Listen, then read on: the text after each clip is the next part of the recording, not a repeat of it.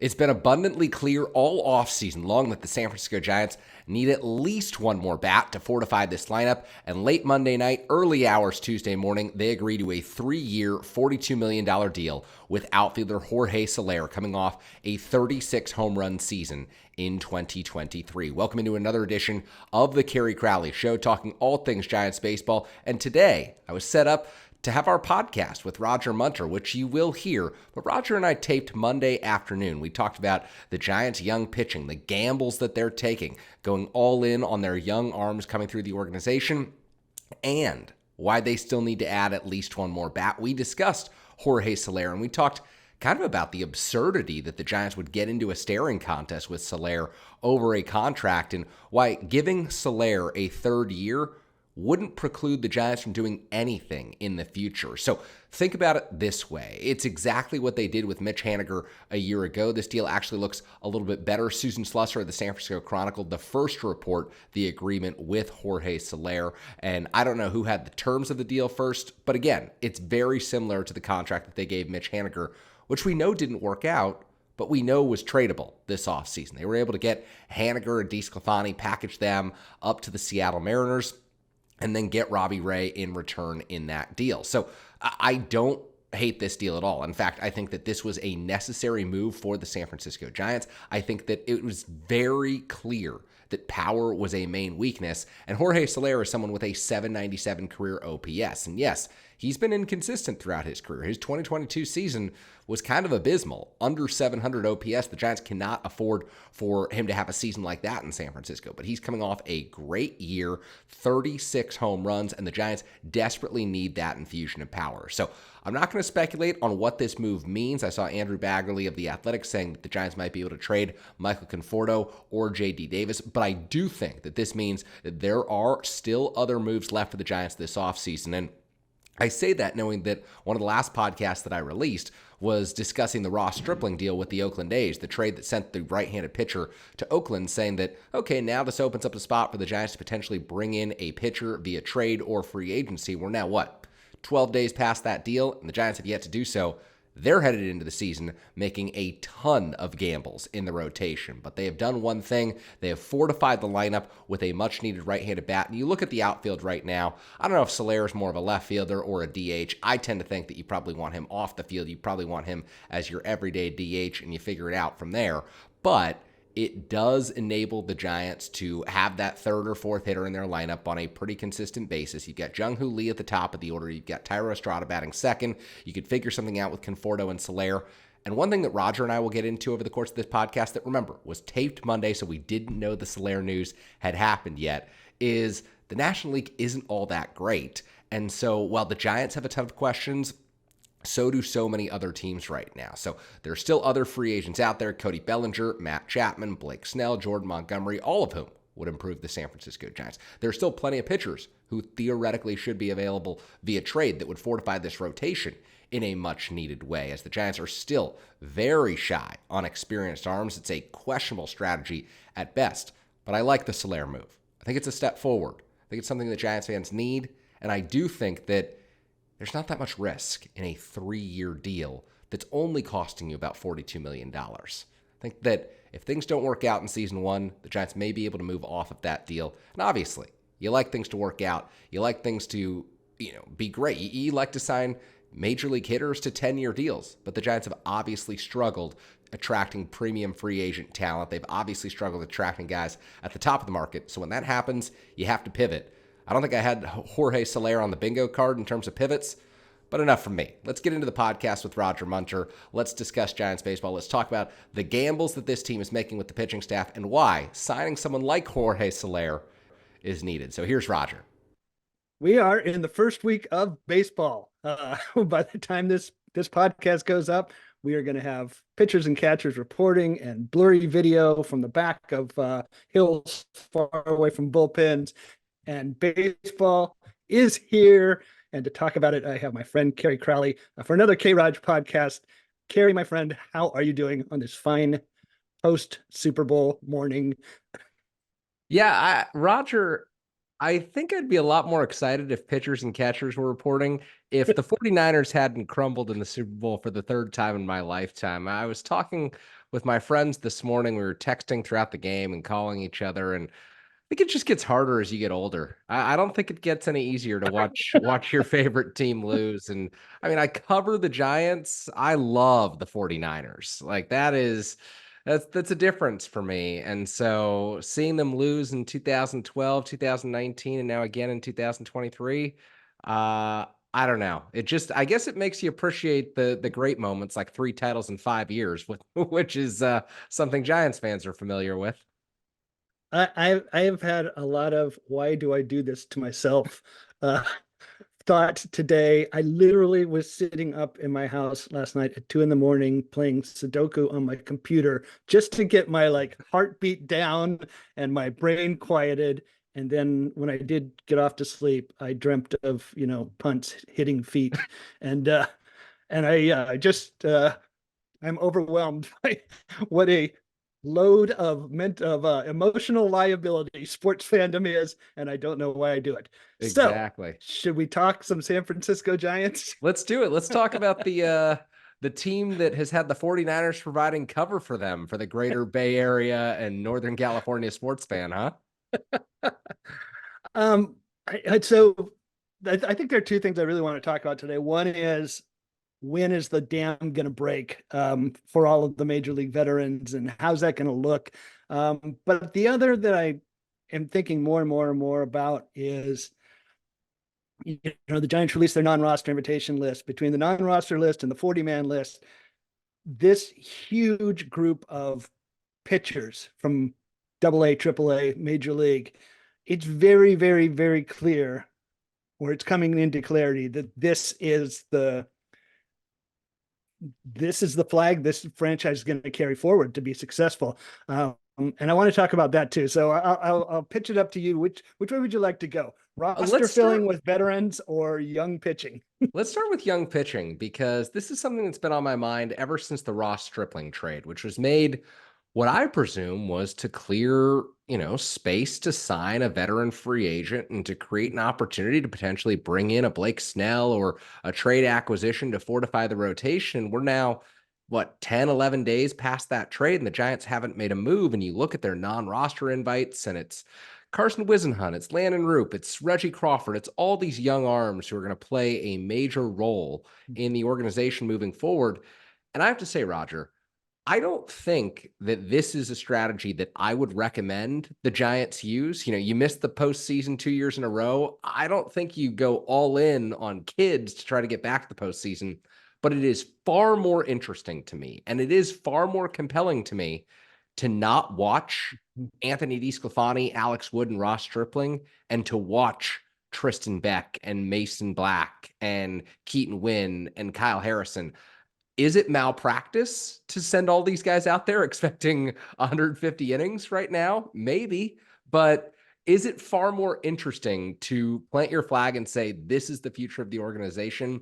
Unequivocally, I would rather watch these guys pitch than Ross Stripling pitch. So I just can't believe that this is the gamble that the Giants are poised to make right now. It's so fascinating, and I definitely want to give them props because, Zaidi said all along that they're not that interested in depth, that they believe in these arms, and they're putting their money where their mouth is by essentially kicking all the training wheels off the roster. Mm-hmm. Getting rid of Stripling and Disco and not re-signing Junis. I mean, they really are doing what they said they were doing. I started thinking about just looking at Giants history of sort of big innings loads for rookies, Yeah. which is not, you don't find a lot of it. And where you do, it's not very successful. And if you look at the roster, I mean, you're talking 500-600 innings right now that have to be carried, which is something, the Giants haven't done since the 70s. But then I started thinking, well, what's the rest of baseball doing? And actually looking at that, the Cleveland Guardians got about 600 innings from rookies last year. The Mariners, who have a lot in common with the Giants, have had about 1,000 innings taken up by rookies over the last 3 years combined. Wow. The Dodgers got about 400 innings from rookies last year without giving any. Bobby Miller had the most with like 120. And so I'm starting to think about how other clubs are looking at pitching development. And this morning I went through, I was actually reading old scouting reports, and I won't kind of like play a game with you or bore you, but I was looking at the scouting reports of Christian Javier, Framber Valdez, Jose Yes. Urquidy, and Louis Garcia, all of whom were like $5,000-$10,000 signings. If you look at their old scouting reports, it's fringy stuff, could be a spot starter, probably a bullpen arm, maybe a fifth guy. And Houston developed them into a pretty significant core of a World Series winning team. And Pete Patillo was the farm director who was helping do that when they were saying, we don't need pitching because we believe in the guys we have. And I think what's interesting is, and Seattle's kind of the same way, like Bryce Miller, great fastball, nothing else. And Tanner Bybee in Cleveland, really great slider, fringy fastball. A lot of teams are getting these guys who are not huge prospects and turning them into valuable major leaguers, I think, through really good development and also application of data, right? Yeah. This pitch plays really well in this part of the strike zone, throw it there more often. That's a lot of what teams are doing. And I think that's where the Giants are heading. They're saying, we've got these guys, and yeah, the industry isn't looking and saying Mason Black or Landon Roop or any of these guys are like middle rotation starters, but they've got something, and we can figure out how to use it and put it in combination with all these other guys, and you get enough of those, and sooner or later the value starts accreting. I think that's what they're doing, and it really is fascinating. Yeah, well, you mentioned something really interesting there. And not only do I love the Astros comparison, just because I love the way that the Astros built that rotation. I mean, international signees, you take chances on these guys, $5,000-$10,000 signings, and the way that it worked out for the Astros, it'll probably never happen that way for another organization. Or it's, a once in a generation type thing for a franchise where that type of a international signing group pans out and becomes the bedrock of your foundation or your foundation for your rotation. It's just incredible what they've done. But what's interesting to me is you talk about the Dodgers and how they got 400 plus innings out of rookies, and they did it without using any of their rookies for more than about 120 innings. And that to me is going to be critical for the Giants this year, because I think that they're going to start out relying heavily on Harrison, on Beck, on Wynn, and very quickly, you're going to know what you have in Alex Cobb when he comes back from an injury. And is he someone who's still that number two, still that number three, someone who's reliable every fifth day coming off of this hip surgery? Or is this the Alex Cobb of old who's going to be off and on the injured list and maybe not quite as effective as he was with the uptick in his velocity his first few years as a member of the Giants? Then Robbie Ray in July, you're going to find out very quickly when he starts his Tommy John comeback. Hey, does he have his velocity back? Is his command anywhere near it was a few years ago? Because that's the one thing that guys will say when they come back from Tommy John surgery is, hey, my command actually took a full year to come back after I came back from surgery. So I think that the Giants' plans are to have Harrison, Beck, and Wynn in this rotation, but it's going to be Black, it's going to be Roop, it's going to be Wisenhunt, it's going to be Birdsong. It's going to be a lot of guys who we're going to get a great peek at during spring training, and we're going to see exactly what the Giants want them working on with regard to what you said. This pitch in this particular spot, can you throw it against major league hitters? And if you can, you'll be on the 40-man and you'll be expected to provide innings this year. And if you can't, they're going to start cycling through people because there is no Stripling. There is no DeSclafani. There is no, the past few years, Cueto or Samardzija to soak up those innings. The Giants have removed the gutters from the bowling alley, and they're just saying, have at it. Well, I think one other thing that definitely that Houston example shows, but all these examples, certainly the Dodgers. The other thing that Houston did with these guys is they weren't just going out there and throwing 5-6 innings every day. They were throwing 3 innings. They might be coming in from the bullpen and throwing 3 innings. If they got in trouble, someone else came in to take over. It's not rotation with the capital R like we're used to. It's much more just weaponizing and mixing and matching, just the way Gabe Kapler talked about. And that is maybe, the Dodgers, Saris keeps talking about the Dodgers essentially having rolled out a soft 6-man rotation for the last 2 years without telling anybody, just because of the way they work around their injuries. And I think that's kind of more and more the way things are going. So how that's going to work with the new pitching staff or the new coaching staff is kind of an interesting part of this too, because I don't think the Giants are done with their bullpen machinations with all these arms. No, certainly not. I mean, you can take Gabe Kapler out of the Giants, but you can't take you can't take the Giants out of Gabe Kapler. Is that How's what I that was trying end?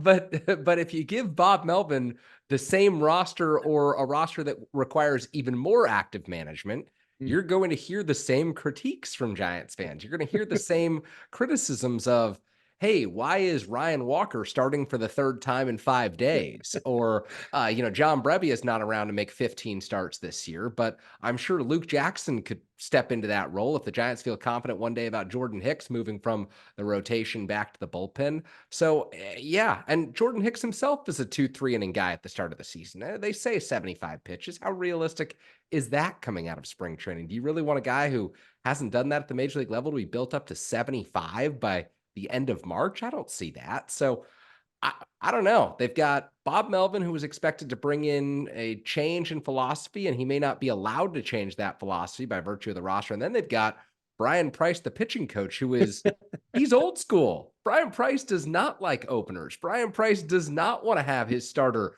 come in the second inning and pitch to the fourth inning. I just it's going to be fascinating to see the way that this coaching staff and Bob Melvin works in conjunction with Farhan Zaidi and Pete Patilla, because there could be some real friction here. And I don't think it's out of the question, Roger, to say this could work very well for the Giants, and this might be their winning strategy to build up the core and build up the future of this organization.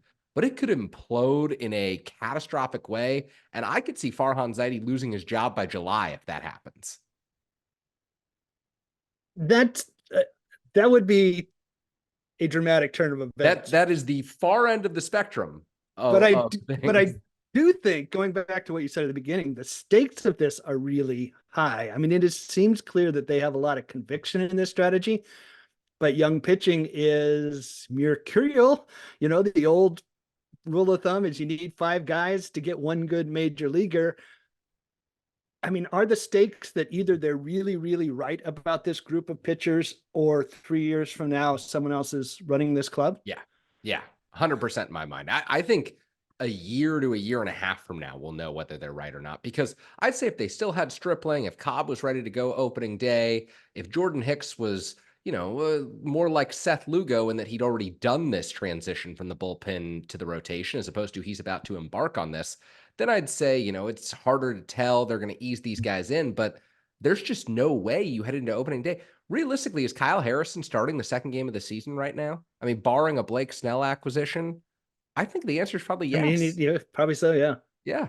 Maybe I don't 3. think, well, I mean, that's let's state clearly, that's a best case scenario. You get into pitchers and catchers, someone has a lat strain, somebody pulls a hamstring, somebody has an oblique. That happens all the time. Yeah. One guy gets that, and all of a sudden, Mason Black and Kaiwei Tang are having a camp battle for the 5th spot, right? I mean, gosh, I was there when Ty Block threw opening day at Dodger Stadium. By the way, a great opening day for the San Francisco Giants. 1-0 Joe Panic against Clayton Kershaw. They liked it so much they did it again the next day. But I mean, Kaiwei Tang and Mason Black competing for the 5th spot is not out of the question with the way this is shaping up right now. It's not out of the question to compete for the 3rd spot. I mean, stuff happens over 6 weeks. Yeah, it is an unprecedented gamble in my lifetime from the Giants rotation. You brought up by probably since the 70s at least, in terms of the amount of reliance on young pitchers. I mean, I'll ask you the question, Kerry. This is fun. The last time the Giants had rookies throw more than 450 innings was when? 78? 1975. 1975. Wow. When John Montefiusco and Pete Falcone by themselves accounted for 440 innings. See, this is why you can't even compare it, because you've got the count taken up, what, 250 there? 250. I mean, yeah, exactly. So, I mean, it's not even comparable, because you're going to get 50 innings out of 9 guys to get to 450 this year. I mean, that's really what they're looking at right now. So, I mean, we can be critical of Farhan Zaidi, and I will be. I'll be vocally critical of the way he's gone about this offseason. but I'd rather this than Ross Stripling and Alex Wood and Anthony DeSclafani, which, I mean, the A's are rolling that out this year. Yeah. So, you know. Well, and the A's last year threw like 700 innings for rookies. So it doesn't have to go well when you try that. Exactly. But I do think, going back to this sort of find one weird trick, that you're going to see a lot of Keaton Wynn threw his splitter way, way more than anybody else, any other starter in the majors last year. Landon Roop throws a great curve. Carson Wisdom throws a great change. Kai Tang has a really, really good slider. I bet you're going to see some, how far can you go with one pitch? And when it's done, we'll find another guy to come in and take your place. I kind of think that may be the wave of the pitching future for the Giants the next couple of years. I'm exasperated. I can't even put into words, because if you told me that this was the case at the beginning of the offseason, I would have said, no way, you can't take this type of a risk. It's 2 years in a row that they've missed the playoffs. Fans are just utterly upset, and for good reason, with the way that the franchise has transitioned out of the Bruce Bochy era and into the Gabe Kapler era following the 107-win season. They weren't able to capitalize. They didn't spend money, and I don't know. I mean, this I guess leads us to the next question is, there are still so many free agents out there, Roger, and the Giants are one of the teams that theoretically has money left to spend. At least they should have money left to spend, whereas a lot of other teams seem priced out. So Blake Snell, Jordan Montgomery, Matt Chapman, Jorge Soler, what do they do here? Do they add multiple guys? Do they add one guy? Is it possible they don't add anyone and just roll into the season as is? I mean, I think you and I have both used the term bold a few times this offseason. Like, when are the Giants going to get bold? And maybe that's a weird question to ask, since we've just spent 15 minutes talking about this crazy, risky gamble they're going to make on the pitching side. But then you read about they're in staring. Before we got on, John Morosi, they're in a staring contest with Jorge Soler. It seems like they've been in a staring contest with Matt Chapman for weeks. A staring contest with Jorge Soler. The Giants need to get over themselves. Well, I mean, yeah, and so there's a difference between bold and risky. But is a third year to Jorge Soler in 2026 for a roster that has very few guaranteed dollars, is that really going to hamstring you in any way? If Matt Chapman turns into Evan Longoria, did Evan Longoria stop the Giants from doing anything they needed to do? Was he bad to have around? What is really the downside of that fourth or fifth year for these guys who could help them right now? Yeah. And here's the other thing. It's not going to be Farhan's money or team if you get to a third or fourth year and those guys don't pan out and the young pitching doesn't pan out. If the young pitching pans out, it'll solve a lot of problems. You can absorb that third or fourth year for a Matt Chapman. You can absorb that second or third year for Jorge Soler, who I bet the Giants look at the Teoscar Hernandez contract and try to do something similar. But Teoscar Hernandez has some motivation to join the Dodgers. He can win a ring. Jorge Soler doesn't have any motivation to join the Giants and play at Oracle Park. So I could see him wanting that third year on a deal with them. And maybe they just do the Mitch Haniger contract all over again, 3 years, $43 million, and say, have at it. But yeah, I mean, they need offense on this team. The team tanked last year when the offense stopped hitting, and mostly, with the major exception maybe of signing Lee, who I hope brings a new element to their offense, they've seen an offense go out the door. They've got to do something to get power back. I mean, you hope that Marco Luciano really provides some impact, but they need some avenues for offense, I think. Yeah. I mean, best case scenario for the San Francisco Giants right now is they discover that 3 or 4 of these guys are really worth keeping around long-term, that maybe Patrick Bailey really steps up at the plate this year and he's the same behind the plate as a catcher, and he's worth signing to an extension and buying out some arbitration years. And maybe Marco Luciano hits the scene and he really is the shortstop of the future. And Kyle Harrison, you decide you want him alongside Logan Webb for the foreseeable future.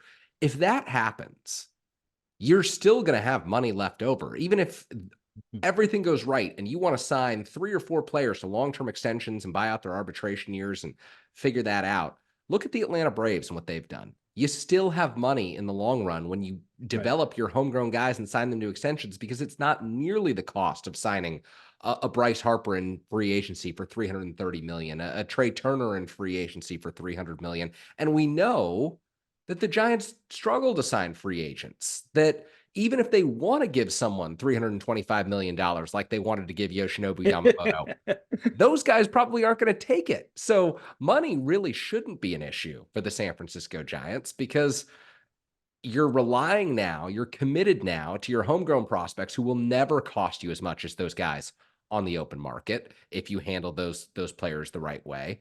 And if they're great, you still have room to add from the outside. When the Giants had this tremendous core that they'd all locked up long-term, Roger, with Buster Posey and Madison Bumgarner, Brandon Belt and Brandon Crawford, they still could sign Johnny Cueto and Jeff Samardzija to a combined $225 million worth That's of right. worth of deal. And that was back in 2016.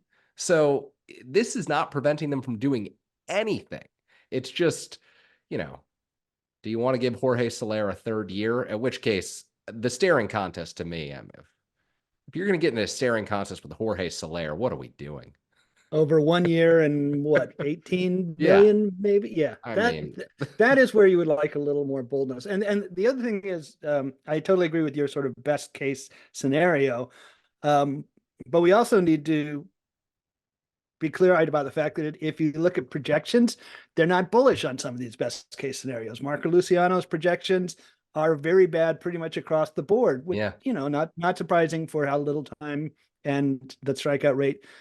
Patrick Bailey's, I think his zips are to be like a 75 or 80 WRC plus guy. I mean, there's not a lot of belief in the young bats right now in the projection systems I've seen. They like the depth, the depth of arms, that's why you keep seeing 80, 81 wins, but I don't see a lot of breakout predictions coming. So maybe the Giants internally are higher than that in their projections, and all projections come with tails. You can have really good outcomes, but right now is our breakouts for the young bats and young pitchers something you want to be mortgaging your house on? no, no, which is why this is such a season of extremes in my mind. You could hit on all these guys. You could hit on some of them and have that 81 win season where you're, doing doing the old soft rebuild of we were in it until the final week of the season, because there's 7 teams that make the playoffs now, and the National League wild card is going to be decided at 83, 84 wins, because really the NL Central is no good, and the Padres aren't as good as they were last year. The Diamondbacks are a middling team if they have a few injured guys. So it's just, then the extreme is, what if everything goes wrong? What if these pitchers aren't good and these hitters projections look exactly like what we anticipate could be possible? Then you're talking about a team that I don't know what comes of that. Did Bob Melvin really sign up to guide a multi-year rebuild? Or did Bob Melvin get sold on the idea that they were going to sign Yoshinobu Yamamoto for $325 million? Or they were going to sign Blake Snell and his price was too high, and so they let him go elsewhere? Or they were going to bring in Matt Chapman, but they didn't want to give him that 5th year? Because if I'm Bob Melvin right now, I'm not happy. If I'm Bob Melvin, I'm looking at this roster like, are you kidding me, Farhan? It's interesting. Everyone talks about how tough it is being in the NL West because of the Dodgers, but as you say, it's actually very advantageous to be in the NL itself, because the NL Oh, is yeah. weak. Seattle won 88 games last year and didn't go to the playoffs, right? Yeah. Toronto is a good team. I mean, there are good teams not going to the playoffs in the American League. There are bad teams going to the playoffs in the NL. So you have an advantage, They're actually. bad teams making the World Series in the National League. Yeah, I mean, it helps having a 6.5 win rookie and 2 really good Exactly. pitchers. Yeah. I actually like what Arizona has done Oh, I this do winter. too. Yeah. Yeah, I say that in jest. I love their kind of young athletic team. I think it plays really well at Chase Field. I like the additions that they made this offseason. Eduardo Rodriguez solidifying that rotation. I already always been a Merrill Kelly guy because the guy lights up the San Mhm. Francisco Giants. So, I And they mean, have another big, they've got their own Luciano coming in, Jordan Lawler, except yeah. he doesn't have to be good, right? Mhm. There's enough stuff around him. So I kind of like what they're doing. Well, I guess what one thing you're getting at that has been confusing me a lot this winter is what seems to me is the gap between expectations, publicly set expectations and behavior, because they are behaving like a team that wants to try and be in it, but see what they have and develop. And then maybe, next year or the year down the line, they're ready to come together. But that's not the way they message. Yeah. And that's really confusing to me because there does seem to be a gap there.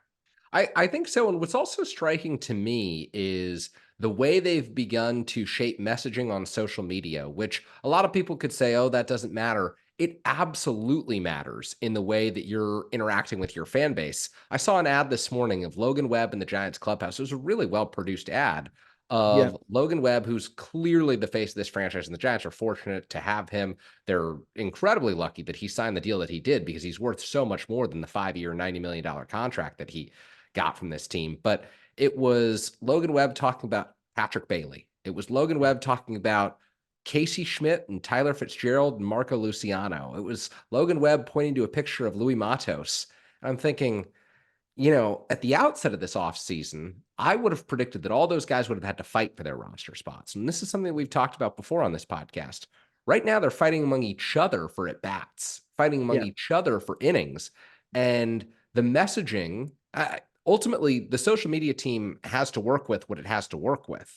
But right now, they've given them a team that looks like it's rebuilding. It looks like Yeah. it's trying to sell hope instead of sell, a concrete version of what the Giants should be this year.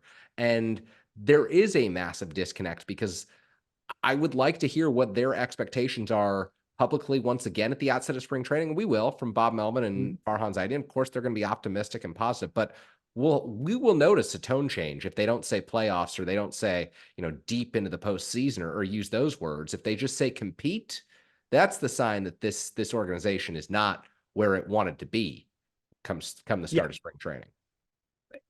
But yeah, absolutely. They keep saying they play. Their plan is to go to playoffs, but they haven't built what looks like a playoff roster.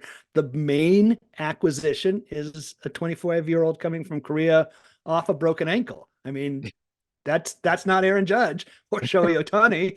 And yeah, Kyle Harrison is starting game 2, and Marco Luciano is at short with Tyler Fitzgerald and Casey Schmidt behind him. That's a rebuild. Yeah. That's a rebuild. That's the Detroit Tigers. Actually, the Detroit Tigers are in front of them in rebuilding Yeah. because they've already had these guys playing for a while. Exactly. And the Tigers signed Javi Baez. They signed Eduardo Rodriguez during their rebuild. I mean, you can still spend money during a rebuild and it can still be a rebuild. So you're absolutely right about that. So what are they doing, Kerry? Are they competing or are they rebuilding? If you ask me right now, at this moment, I'd say rebuilding. But by Friday, they could be competing. Because if you sign Soler and you sign Snell, the National League, the gap is that thin. It really is. I Yeah, mean, it is. if you sign those two guys, all of a sudden you're thinking, maybe we package Mason Black and Carson Whisenhunt and go out and get us another bat. Or maybe we package 2 young pitchers and go out and get one established major league starter who's good.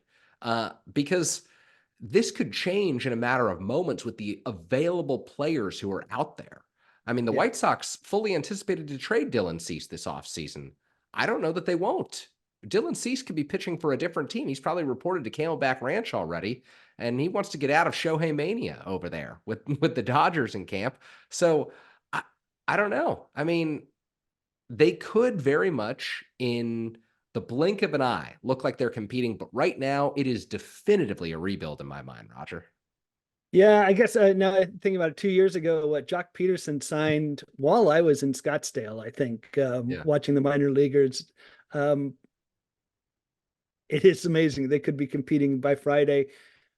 I wonder if their staring contest is they're hoping to get 2022 or 2023 Cody Bellinger contract. They're hoping to get somebody's pillow contract, right?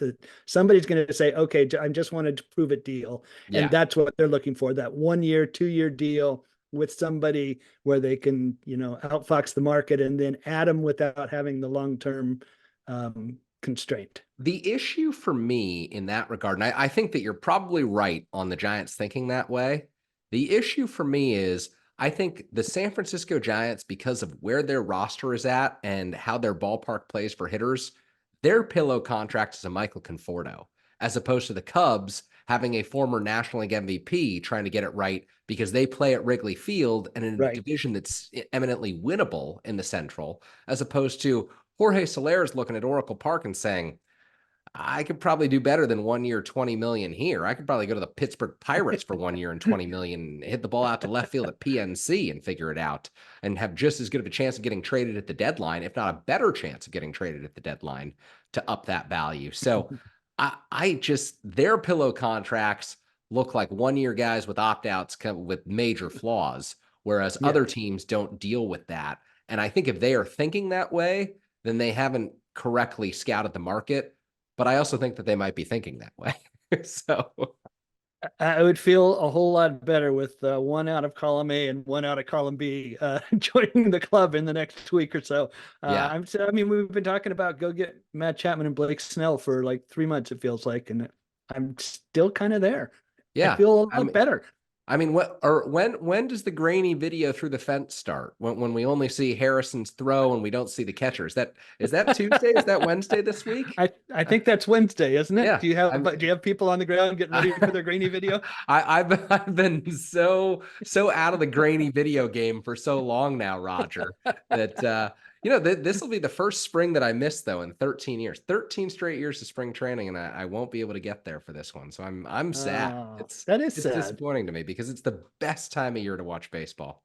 It's last year it was cold, and that shocked me. I didn't even pack long pants. I got out there. I'm like, what is going on with the cold? And I was out there at Papago freezing the whole time. Yeah. So this year I'll check the weather, but generally it's warm and sunny, and that makes me feel happy. Oh, it's the best. Well, with that, are we done for today? Yeah. Let's be done for today so that we can put out the episode, and then the Giants could sign someone after that.